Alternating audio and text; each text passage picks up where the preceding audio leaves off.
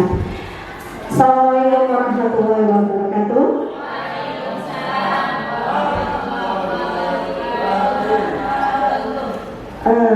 Syukur alhamdulillah kepada Allah Subhanahu wa taala atas limpahan rahmat dan hidayahnya sehingga pada hari ini, pada pagi yang cerah ini, kita dikumpulkan di lab yang luar biasa, Bapak Ibu, tempat kebanggaan kita, SMA Negeri 1 Jatibarang, SMA satu-satunya di Jatibarang, dalam acara yaitu Diseminasi Budaya Positif.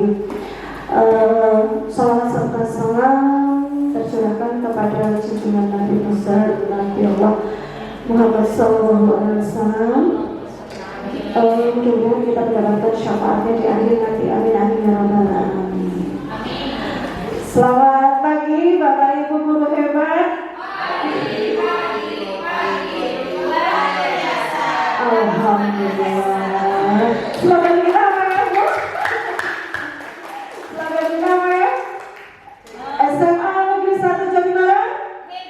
Hebat. Apa itu hebat? Humanis, elaborasi, berbudaya, agresif, dan tangguh. Iya.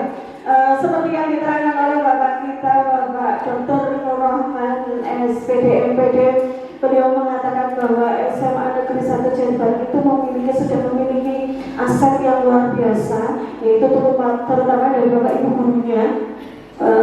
Kita sudah memiliki modal itu. Tinggal bagaimana mengolah agar sekolah kita menjadi sekolah yang luar biasa, yaitu kita dengan menatanya dengan budaya positifnya. Kita melihat memang sudah luar biasa di Semanja, budaya-budaya yang sudah diterapkan di Semanja. Salah satunya cara mendisiplinkan anak kita, selalu di hari Senin itu untuk mendisiplinkan para siswa itu dengan cara upacara bendera secara berdiri dari kelas 1 ke kelas yang lainnya.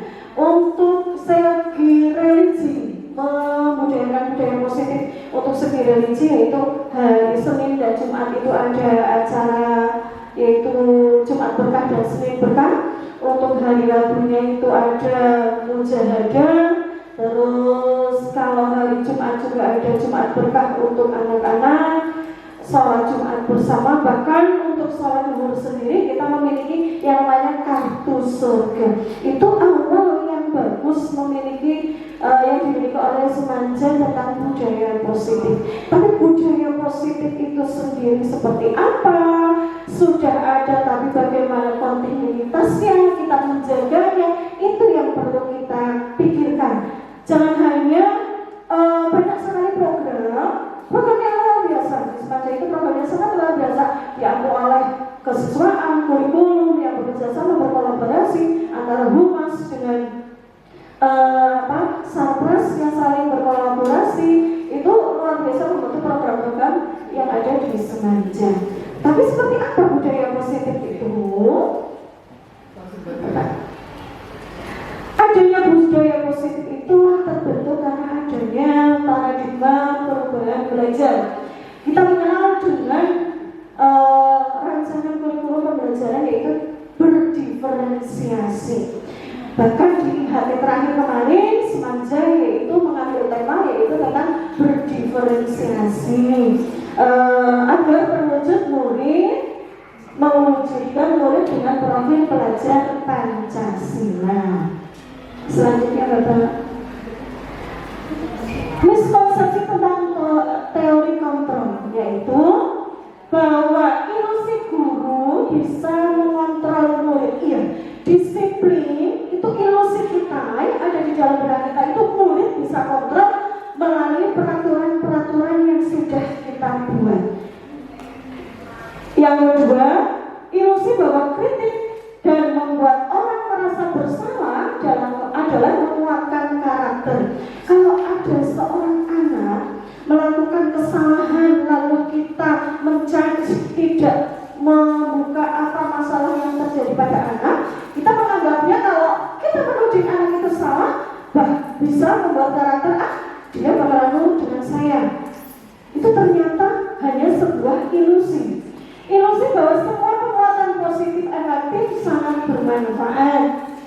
Selanjutnya, ilusi bahwa orang dewasa memilih hak, yaitu untuk memaksa.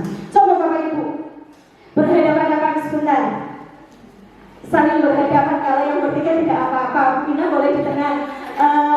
Coba menggenggam sesuatu dalam hati itu, Bu Ina. Saya seperti menggenggam sesuatu yang tidak boleh orang lain tahu dan tidak boleh orang lain itu merebutnya. Coba Bu Ina pikirkan satu hal yang Bu Ina genggam, jangan sampai lepas. Bu Nafis, silakan menggenggam tangan kanannya. Coba di dalam genggaman ini terdapat sesuatu yang tidak boleh orang lain merebutnya. Pak Humedi, boleh apa? Pikirkan satu hal yang ada di dalam benaknya Pak Humedi yang tidak boleh Pak Restu ataupun Pak Umar tahu atau merebutnya. Bu Lina, genggam salah satu di dalam tangan. Seperti ini Bu Lina menggenggam. Coba pikirkan bahwa di dalam genggaman Bu Lina itu ada satu hal yang sangat istimewa. Bu Isti, silakan. Coba Bu Heni, rayulah Bu Ina agar mau membuka genggamannya dan menyerahkan apa yang berharga tersebut.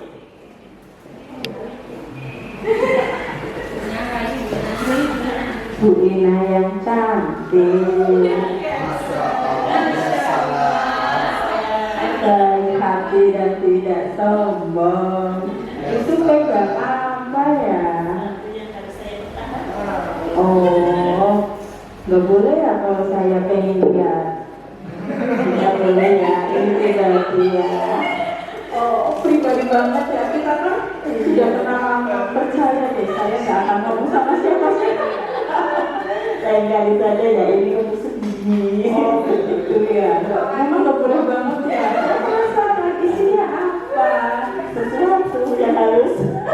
Ya, jangan terus ini. Oh, banget ya, selalu banget ya, nggak boleh dibuka ya. Ya udah, saya hargai privasi Bu Ina, tapi asli saya penasaran, pengen tahu apa yang ada di dalam genggaman sampai genggaman sekencang itu. Ya, perasaan. Boleh penasaran, tapi kalau hari ini saya tidak mau memberikan. Jangan sekarang, nanti aja ya. Saya tunggu karena saya nggak bisa tidur karena penasaran. Terima kasih. Terima kasih Bu Heni, Bu Ina. Bu Heni sabar, kata Bu Ina. Nanti suatu saat kalau sudah waktunya akan saya buka, akan saya serahkan. Coba satu lagi Pak Wahyu, monggo dirayu Bu Istinya. Yang lain siapa?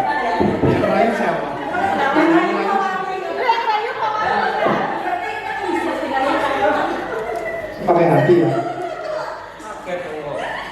Mbak Isi yang cantik. Masya Allah, dia kawannya yang ganteng. Mbak Isi itu orangnya sabar, terus terbuka.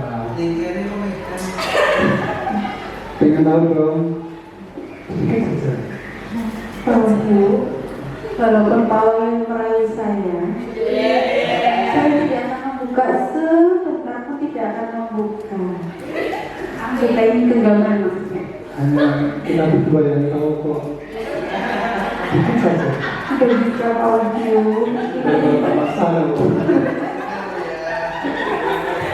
Tidak akan Pak Wahyu, mohon maaf Pak Wahyu. Emang seperti apa sih? Ini sangat penting Pak Wahyu. Nah, jadi mohon maaf walaupun Pak Wahyu sangat gencar merayu saya tidak akan membukanya. Ya udah.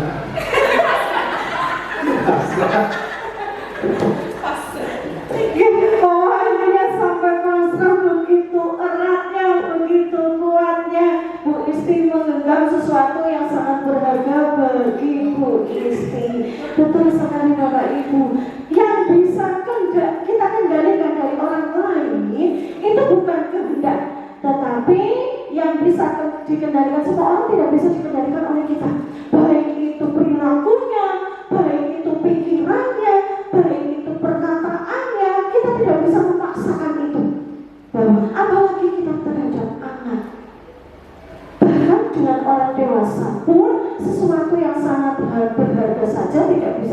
diserahkan begitu saja. Tadi Bu Ina mengatakan, nanti Bu Eni suatu saat kalau memang sudah waktunya akan saya berikan. Begitu juga dengan Bu Isti, ayo dong Pak Wahyu, lebih gencar lagi merayunya agar saya mau menyerahkan ini yang sangat berharga dalam genggaman saya. Seperti itu Bapak Ibu, begitu juga kita dengan anak-anak kita. Selanjutnya Bapak, disiplin. Kalau mendengar kata disiplin, itu apa yang ada di dalam benak Bapak Ibu? Bu Osi? Disiplin itu tepat waktu. Disiplin adalah tepat waktu. Bu Ade? Terima kasih Bu Siti. Menurut saya disiplin itu tidak hanya tepat waktu, tetapi memang sesuai dengan kebutuhan. Sesuai kebutuhan. Bu Ukti, disiplin ini yang selalu bersinggungan dengan anak langsung, dengan murid langsung. Oke. Disiplin bentuk tanggung jawab. Tanggung jawab. Oke. Pak Restu.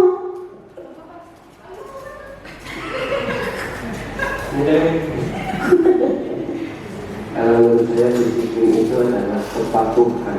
Kepatuhan. Ada yang mengatakan tepat waktu, sesuai dengan kebutuhan, tanggung jawab. Yang terakhir tadi Pak Restu adalah kepatuhan. Coba kita lihat disiplin sendiri itu apa? Disiplin ini dari kata disiplin yang artinya adalah belajar, yaitu murid belajar untuk bertanggung jawab terhadap apa yang sudah dilakukan dan sesuai dengan nilai-nilai yang sudah disepakati. Disiplin positif sendiri yaitu cara mendisiplin murid dengan tujuan menumbuhkan cara dalam dirinya tanpa adanya penghargaan atau hukuman. Jadi tugas kita bagaimana caranya murid itu mau melakukan disiplin tanpa harus kita embel-embel. Ayo yang datang sebelum Bu Sati nanti mendapatkan coklat. Pokoknya kalau Bu Sati masuk ke kelas nanti akan mendapatkan coklat. Bukan itu yang diinginkan dari kata disiplin. Atau mendapatkan pujian dari seseorang, luar biasa Pak Samsu hari ini berangkatnya lebih pagi dari saya, yaitu pukul 6.30 misalnya. Bukan itu yang diharapkan Bapak Ibu. Disiplin yang dimaksud adalah yaitu cara menghargai dirinya, tanggung jawab terhadap perilaku yang sudah dilakukan dan tanpa adanya penghargaan ataupun imbalan apapun. Sebagai pendidik, tujuan kita adalah menciptakan murid yang memiliki disiplin sehingga memacu mereka berperilaku pada nilai-nilai kebajikan dan memiliki motivasi intrinsik. Intrinsik itu berarti di dalam dirinya. Dia sadar melakukan disiplin itu sadar secara sadar tanpa adanya tekanan ataupun karena dia menginginkan sesuatu dari Bapak Ibu guru ataupun dari atasan kita kalau misalkan kita sebagai guru. Selanjutnya Bapak, nilai-nilai kebajikan sudah hafal, yaitu kalau nilai kebajikan dihubungkan dengan profil pelajar Pancasila. Di awal sudah saya terangkan budaya-budaya positif yang ada di Semanja itu berhubungan erat dengan profil pelajar Pancasila, yaitu tentang beriman dan bertakwa kepada Tuhan Yang Maha Esa dan berakhlak mulia dengan cara tadi adanya Jumat berkah, Senin berkah, adanya mujahadah, tadarus setiap hari 15 menit sebelum pelajaran. Itu merupakan nilai dari profil pelajar Pancasila. Adanya mandiri, kreatif, bernalar kritis, itu juga sudah terakomodir di dalam kegiatan-kegiatan yang ada di dalam yang sudah dirancang oleh kesiswaan, kurikulum dan juga manajemen yang lainnya bekerjasama dengan OSIS, tentunya membuat suatu program yang bagus di Semanja ini. Selanjutnya ada nilai kebijakan yang sesuai dengan IPO Primary Years Program, yaitu adanya toleransi, integritas, mandiri, menghargai, antusias, juga empati dan ingin tahu. Kita wujudkan bagaimana murid kita kita itu agar selalu belajar, seperti yang dikatakan tadi, belajar sepanjang hayat. Ayo tanamkan dalam diri anak-anak bahwa kesadaran diri dalam belajar, bahwa yang namanya belajar itu rasa ingin tahu kita harus selalu berkembang sesuai dengan perkembangan zaman atau kodrat zaman. Selanjutnya adalah keterampilan hidup dapat dipercaya, lurus hati, menjadi pendengar yang baik, memberikan yang terbaik, tidak merendahkan orang lain. Selanjutnya, motivasi atau perilaku manusia. Ini tadi, disiplin itu yang diharapkan adalah memunculkan dalam dirinya, yaitu bagaimana kesadaran tanggung jawab terhadap perilaku yang sudah diperbuat. Kalau intrinsiknya yang keluar, mengapa murid atau kita melakukan sesuai peraturan, istilahnya sekarang adalah bukan peraturan, adalah keyakinan, kita langgar itu agar apa? Terhindar dari suatu hukuman. Kebanyakan adalah seperti itu. Tepat waktu, masuk ke kelas, mengerjakan tugas, itu semata-mata karena agar tidak dimarahi oleh Bapak Ibu guru. Karena kita mempunyai yaitu tugas berstruktur agar tepat waktu mengerjakannya. Anak-anak kesadaran untuk mengerjakannya itu bukan karena dia merasa menjadi tanggung jawab dia sebagai pelajar, bukan, tetapi dia lebih kepada kepatuhan karena takut akan hukuman. Kalau tugasnya tidak sesuai, tidak tepat waktu, tidak bisa dinilai misalnya seperti itu. Dan mereka takut akan hal itu bukan karena kesadaran untuk melakukannya. Untuk mendapatkan imbalan atau penghargaan dari orang lain, yang tugasnya selesai lebih dahulu, akan Bu Sakti beri bintang 5. Ini akan Bu Sakti beri emotikon senyum. Nah, itu masih seperti itu anak-anak. Nah, bagaimana caranya agar menghilangkan bahwa disiplin positif itu sebenarnya tumbuh dalam dirinya, bukan hanya sebuah keterpaksaan. Yang selanjutnya, Bapak. Nah, adanya disiplin itu ada 3 hal, yaitu adanya hukuman, konsekuensi, dan restitusi. Hukuman, coba kalau hukuman, kata hukuman yang terlintas dalam Bapak Ibu itu seperti apa? Memaksa, kata Bapak memaksa. Hukuman kalau menurut saya itu bisa yang satu, memaksa anak melakukan sesuai keinginan orang dewasa. Memaksakan sesuatu. Sesuatunya apa, Bu?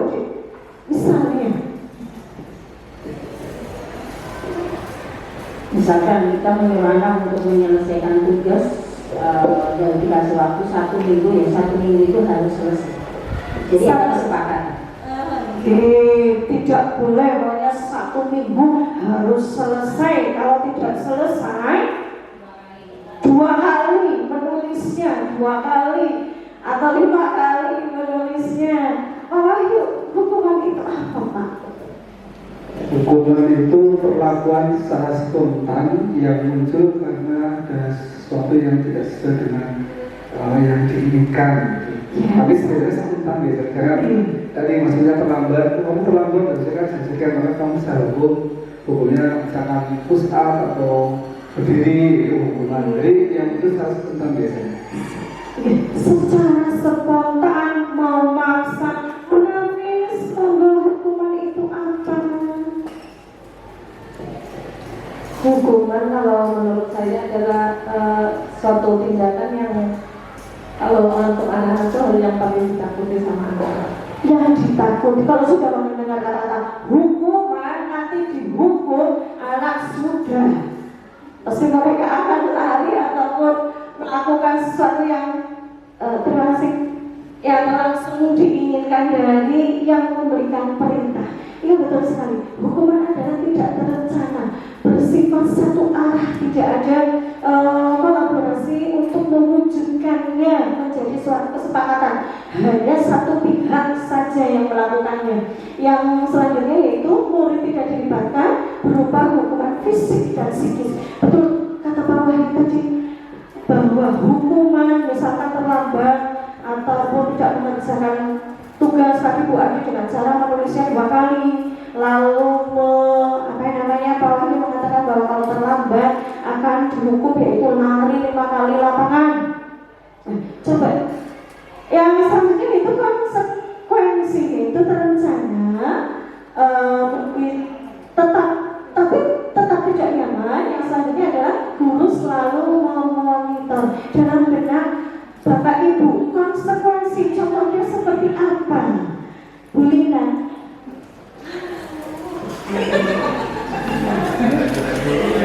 Sampai laju-laju. Nama Bu Lina konsekuensi. Contohnya apa? Contoh pelajaran matematika. Contohnya saja ya Pak, Pak Ibu. Konsekuensi, misalkan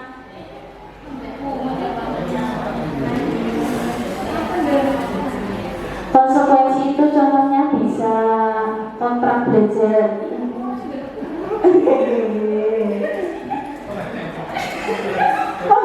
Ini mau membantunya. Melanjutkan Bu Lina ya Bu. Silakan. Saya setuju dengan Bu Lina kalau contoh dari konsekuensi. Biasanya kan kalau guru itu di awal pembelajaran membuat kontrak belajar, dimana anak-anak juga tahu kesepakatan pembelajaran yang akan dijalankan dengan Bapak Ibu guru tersebut seperti apa. Contoh kalau misal kontraknya saya tidak boleh terlambat ketika masuk kelas pada saat jam pembelajaran bukti. Konsekuensinya gimana kalau terlambat? Berarti keluar di perpustakaan merangkum atau apa gitu. Tapi posisinya siswa sudah tahu kesepakatannya bagaimana. Betul sekali. Jadi tadi sekarang kita mengenalnya bukan kontrak belajar, mungkin ya Pak Samsul. Mengenalnya dengan apa? Sebelum ke tadi tentang kontrak belajar, saya nambahin contoh yang spontanitas kaitannya dengan konsekuensi. Misalnya ketika ada murid menumpangkan air di mejanya temannya, maka guru itu tidak usah menghukum anak itu harus kamu lakukan, tetapi itu sebuah konsekuensi anak itu untuk membersihkan air yang buka tadi. Sebuah konsekuensi kesadaran diri yang muncul bahwa itu merupakan tanggung jawab saya karena saya yang menumpahkan, maka saya membersihkan air itu.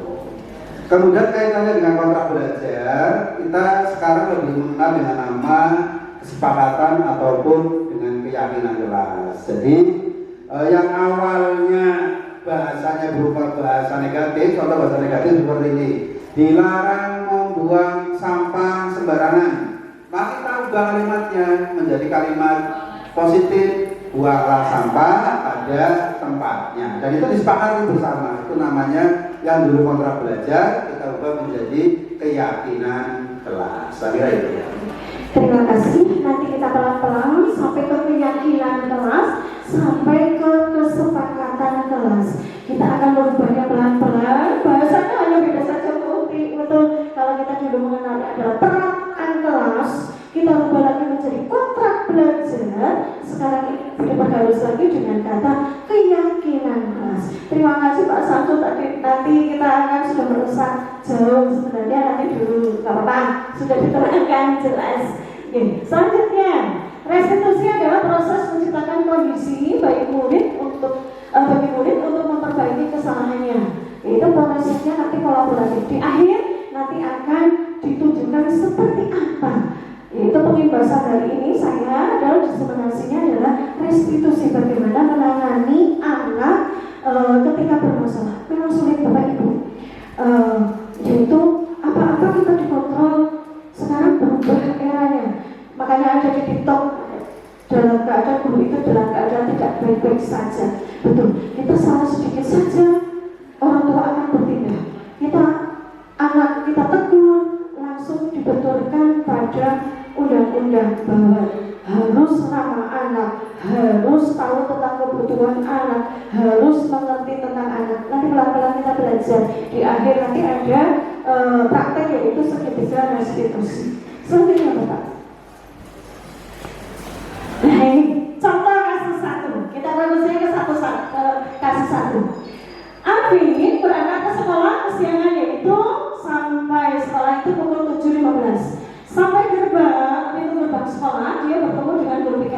dia langsung diminta untuk mencatat kalimat saya tidak akan datang terlambat lagi sebanyak 100 kali. Tadi sudah dijawab oleh Pak Wahyu. Oleh Mbak Ade ya, yang mencatat 100 kali. Ini termasuk apa Bapak Ibu kalau seperti ini? Ada anak datang terlambat, kebetulan hari ini saya ingat. Nah, tiba-tiba sudah saya tutup pintunya yaitu jam 7. Nah, anak tersebut langsung ketemu dengan tim SPT2K dengan tim piket. Akhirnya anak tersebut diminta untuk menulis saya tidak akan datang terlambat lagi sebanyak 100 kali. Ini termasuk apa? Kalau yang kasus 1 karena sepihak hukuman, termasuk hukuman.